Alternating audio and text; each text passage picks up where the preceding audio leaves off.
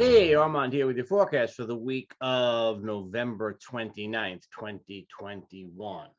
There wasn't a forecast last week. We'll talk about that after we talk about this week's forecast. This week we have quite a week. It's the last quarter phase of the moon. We go between the last quarter, which was exact on Saturday, late on Saturday, and into the solar eclipse and new moon, which is going to be on the earliest hours of Saturday, December 4th. So we're moving between the last quarter and the new moon. Always a time to kind of wrap things up, bring them to a conclusion, rein stuff in, if you will. Except this week, we do not have typical energy at all. Now, I wouldn't say that the last quarter moon thing is all that off. This is probably a good time to think about letting some stuff go, at least in your own head. Let some stuff go. This is not a great time for initiating anything. And I'm not about like go hide under your bed. This is not I'm not telling you this is, well, you might, wherever you want to go under the covers or under the bed or whatever. That's absolutely fine. That's okay this week. I wouldn't say that's the best way to handle it, but you can do that anyway. It's not completely unrealistic this particular week. It's not a very good week for doing anything on the practical plane. Don't make major decisions this week. If you do make major decisions this week, be aware that the last quarter energy tends to pull you towards letting go of things maybe a little bit more than you otherwise might. On the other hand, it's a very unpredictable week with the solar eclipse and also Neptune stationing in the early hours of Wednesday, smack dab in the middle of the week. Now, a Neptune station is going to have a foggy Neptunian vibe that really goes throughout the entire week. Certainly on Wednesday itself, and with any sort of planetary aspect, it's always stronger when it's building, generally stronger when it's building. So you could say Tuesday, Wednesday, you can say Monday, Tuesday, Wednesday, and although Sunday is already in the past, Sunday, Monday, Tuesday, Wednesday, but it's a Neptune station, so it extends Thursday, Friday, and then we get into the solar eclipse, which is already something that we're feeling by the time we get to Thursday, Friday. So we have this one big smoosh of a week. Really, to tell you the truth, it's not very different. The energy of the solar eclipse and the vibe of the Neptune station are not very different from each other. Well, yeah, they're different from each other. Don't get me wrong. They're different from each other. But in both cases, we get the sort of exaggerated fisheye mirror kind of effect, the magnifying glass effect. With a Neptune station, a little thing can be blown way out of proportion. We could take a relatively minor detail and see it as a big problem. Well, it might be something that genuinely needs to be addressed. It's not like it's something that you're completely making it up, but it could be something that you're completely making up. It's Neptune. We don't even get to have the certainty of saying it's an illusion, right? So it could be something that requires a little bit of attention, but it looks like something to panic about. Now, the solar eclipse is very much the same way. Now, solar eclipses are more likely to give you something to genuinely focus upon, right? That's something more likely, something that you genuinely have to pay some attention to. But again, it's all out of proportion. So we don't see things realistically. You do need to clean out the garage. That's a genuine need.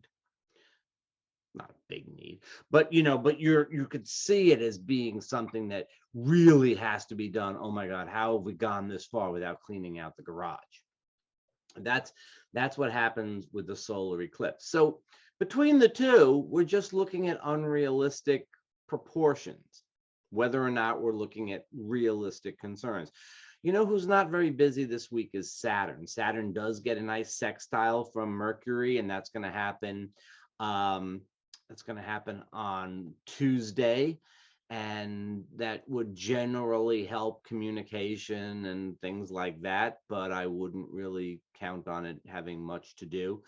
It's not until we get all the way out until Sunday and the moon goes into Capricorn that we get a little bit more of a practical Saturnian vibe going on. So Saturn is not particularly active this week. Gets some aspects from the moon and all, but and you'd want a little bit of Saturn on a week when you're liable to float away on the hot air balloon of Neptune, or or sink into the solar eclipse. So we could use a little bit of practicality this week, and we really don't get it. We really don't get the practicality that we might like to have. So even that Mercury Saturn sextile, Mercury is in Sagittarius, where we're a little bit more likely to pull in the belief systems and so on, rather than really be dealing with the facts. Saturn might help in terms of being able to spin a good story, but it doesn't necessarily give any more realism to the picture. So very, very simple thing for this week. It's great for meditation. It is great for fantasy, illusion, creative projects. Don't worry about the product. Just enjoy the process with creativity. Just have some fun. Just try some new melodies. Just get out the paint and sort of splash them around. By the way, you ought to check out Integrated Minds, where we had a great interview last week with visionary artist Chris Kaplan, and you can see some of his paintings, and you really get talk about process. There's a real discussion about creative process. So you might want to do that. Also, check out Adam on the Medium channel. He's got great stuff. Maybe he's got a little bit different message for you this week. He certainly had a message last week, and that's worth something. Okay, so basically this week is one to just kind of let things flow, let things go, take some time for yourself, go for a walk in nature, take some time, go stare at the seashore or something along those lines. Let stuff settle out within you. Observe everything that happens, observe your moods, observe the events, observe your thoughts, observe everything, and don't take any of it too seriously. We'll sort it out sometime next week, or in the near future, or some stuff I guess doesn't ever get sorted out. What are you gonna do? You can't sort everything out, right? All right, now last week I didn't do a video. That, if you recall, the week before was the full moon lunar eclipse, and that was what was happening on that week.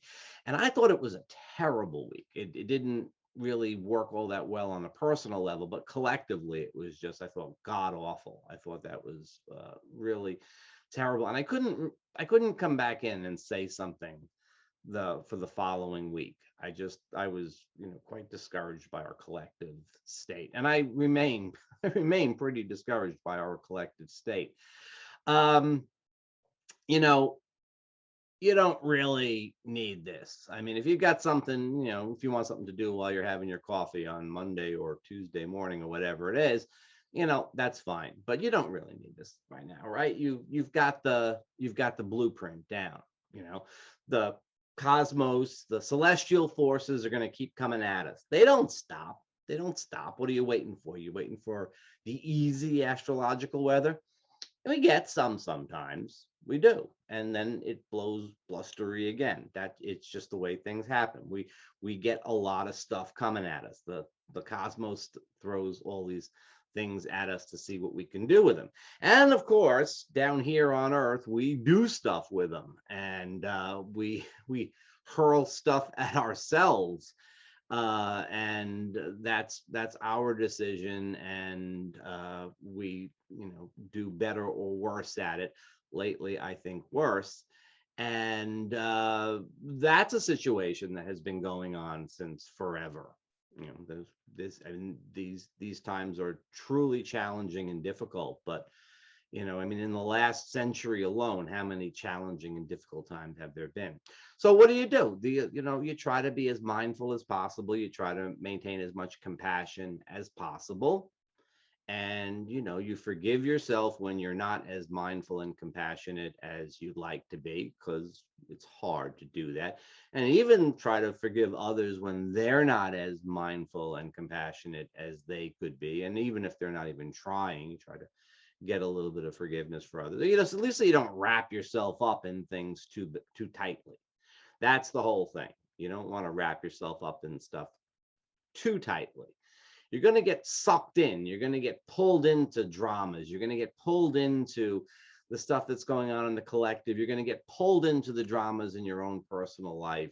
You're going to have that whole mishmash of creative and destructive forces working all the time. And it's not easy. You can't just step back and watch it. You have to participate. Even if you are really mindful and compassionate, you have to participate, and it gets under your skin. So whatever happens, you try to handle it as best you can. That's it. These forecasts, they're really just the details, right? This week, we got Neptune and we got the solar eclipse. It's a big deal, though. It's a real foggy, blustery kind of astrological weather. It's true. That's a good thing to know. And if there's another week that's a little bit calmer, and Wednesday and Thursday are good days to get stuff done at work, well, that's good stuff to know too. You probably feel and intuit a lot of that without anybody telling you. It's kind of good to have a little bit of a heads up if you remember it. And do you remember it? If you watch this on Monday, do you remember that Thursday was supposed to be kind of a good day for doing stuff at work or cooperating with others, or that Friday? Do you even remember, or does it even matter if Friday is probably the better day out for the weekend, and or something like that? Really, we're blessed to have a system that gives us a little bit of a heads up, but at the end of the day, it really comes down to what we do with it. So it's all kind of on you. So if I'm not here one week, or somebody else is not there, or somebody's forecast seems like it's all wrong, or whatever, hey, it's okay.